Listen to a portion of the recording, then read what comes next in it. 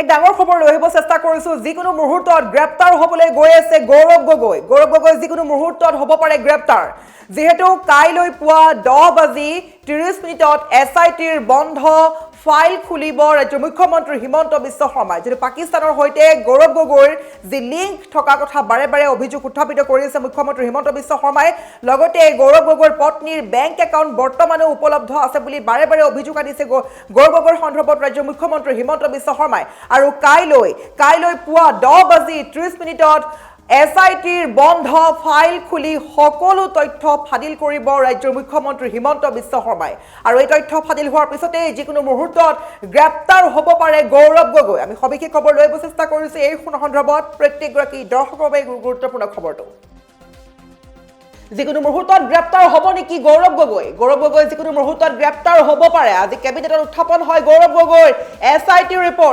Report cabinet যোগে উত্থাপন হৈছে আৰু হ'বলৈ গৈ আছে আৰু পাকিস্তানত পত্নীৰ বেংক একাউণ্টৰ পৰা আইএছআইৰ হৈতে যি ঘনিষ্ঠতা সম্পৰ্ক আছে সেই সম্পৰ্কৰ সন্দৰ্ভত অভিযোগ আনিছে মুখ্যমন্ত্ৰী হিমন্ত বিশ্ব শৰ্মাই আৰু সকলো তথ্য ফাদিল হ'বলৈ গৈ আছে কাইলৈ পুৱা 10:30 এক ডাঙৰ খবৰ কাইলৈ সকলো ফাদিল হোৱাৰ পিছতে গ্ৰেপ্তাৰ হ'ব নেকি গৌৰৱ গগৈৰ পত্নীৰ বেংক একাউণ্ট সন্দৰ্ভত তাৎপৰ্যপূৰ্ণ মন্তব্য মুখ্যমন্ত্ৰী হিমন্ত বিশ্ব শৰ্মাৰ আৰু আজিও পাকিস্তানত আছে গৌৰৱ গগৈৰ পত্নীৰ বেংক একাউণ্ট ক'ৰ পৰা টকা আহে ক'লৈ টকা যায় কোনেও নাজানে এই সন্দৰ্ভত মুখ্যমন্ত্ৰীয়ে দৰে কৈছে আৰু অভিযোগনা পৰিলক্ষিত হৈছে আৰু আমি বাৰে বাৰে ক'ব লাগিব আজি কেবিনেটত উত্থাপন হ'ব গৌৰৱ গগৈৰ এছআইটি ৰিপৰ্ট আৰু পাকিস্তানত পত্নীৰ বেংক একাউণ্টৰ হৈতে আইএছআইৰ হৈতে কি ঘনিষ্ঠ সম্পৰ্ক আছে সকলো তথ্য ফাদিল হ'ব কাইলৈ পুৱা 10:30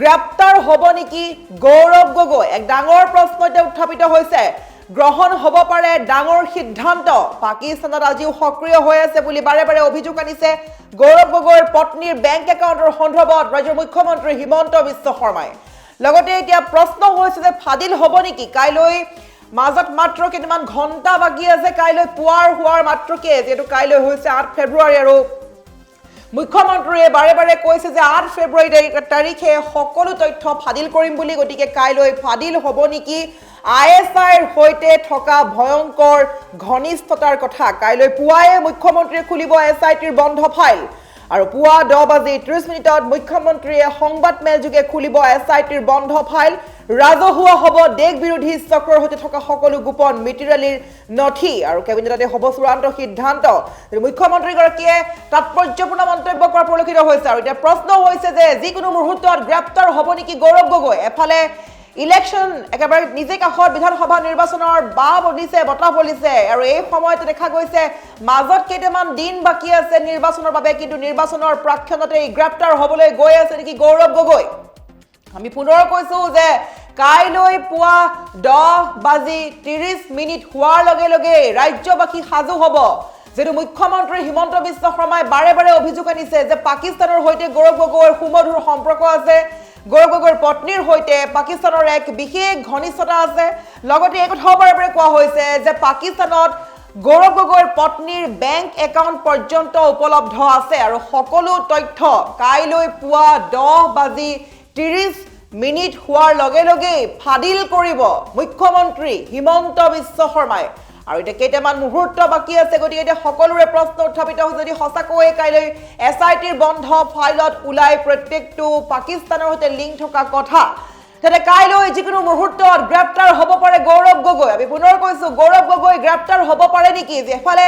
নিৰ্বাচনী বতাহ বলিছে আৰু আনফালে এখন তুমুল যুদ্ধ হৈ আছে বিজেপি কংগ্ৰেছৰ মাজত যেহেতু কংগ্ৰেছে যি আচলতে নিৰ্বাচনী প্ৰচাৰ চলাবলৈ যোৱাৰ সময়তে সকলো ঠাইতে আচলতে এখন বিশেষ মহাৰণ হৈছে যুদ্ধ হৈছে বিজেপি আৰু কংগ্ৰেছ কৰ্মীৰ মাজত যুদ্ধ হোৱা পৰিলক্ষিত হৈছে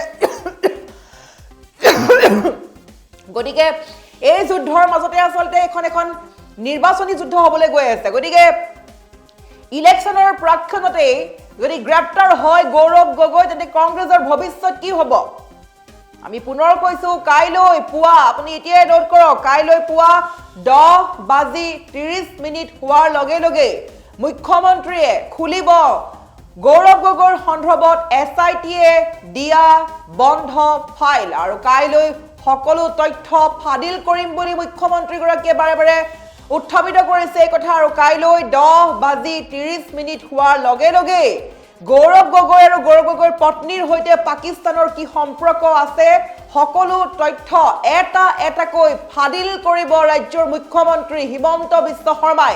আৰু এই তথ্য বা এই অভিযোগ যদি সঁচা হয় তেন্তে যিকোনো মুহূৰ্তত গ্ৰেপ্তাৰ হ'ব পাৰে গৌৰৱ গগৈ। আৰু এই মুহূৰ্তত মুখ্যমন্ত্ৰী হিমন্ত বিশ্ব শৰ্মাই গৌৰৱ গগৈৰ পত্নীৰ বেংক একাউণ্ট সন্দৰ্ভত গৌৰৱ গগৈৰ সন্দৰ্ভত যি তাৎপৰ্যপূৰ্ণ মন্তব্য কৰিছিলে মন্তব্য আছে মন্তব্য শুনি লওঁ আহক। उनका पत्नी का तो पाकिस्तान का अकाउंट आज भी है। कहाँ से पैसा आता है कहाँ से जाता है कोई नहीं जानते हैं। वो तो जो कैबिनेट काल निर्णय करेगा। काल कैबिनेट का मीटिंग है, कैबिनेट निर्णय करेगा। परसों मेरा प्रेस कॉन्फ्रेंस है। उनका पत्नी का तो पाकिस्तान का अकाउंट आज भी है। कहाँ से पैसा आता है कहाँ से जाता है कोई नहीं जानते हैं। आप तो जो बोला है उन्हें हम 3 महीना पहले पूछताछ किया। কালি কেবিনেটত আমাৰ যিটো পাকিস্তানৰ ISI সম্পৰ্কীয় আমাৰ প্ৰতিবেদন আছে তাক কেবিনেটত আলোচনা হ'ব। কিন্তু কালি আমি এই বিষয়ে নকওঁ। 8 তাৰিখে আমি নেশ্যনেল পেপাৰৰ সাংবাদিকসকলকো মাতিছোঁ, গুৱাহাটী বা অসমৰো থাকিব। আমি 8 তাৰিখে 11টা বজাত সংবাদমেলৰ জৰিয়তে এই কথাখিনি ক'ম। তো ये तो 48 आवर्स का बाद है यार। इसके बाद कोई वो तो जो कैबिनेट काल निर्णय करेगा। काल कैबिनेट का मीटिंग है, कैबिनेट निर्णय करेगा। परसों मेरा प्रेस कॉन्फ्रेंस है। उनका पत्नी का तो पाकिस्तान का अकाउंट आज भी है। कहाँ से पैसा आता है कहाँ से जाता है कोई नहीं जानते हैं। मेरा तो रिक्वेस्ट होगा कि वो बैंक अकाउंट का कॉपी हमें दे दे।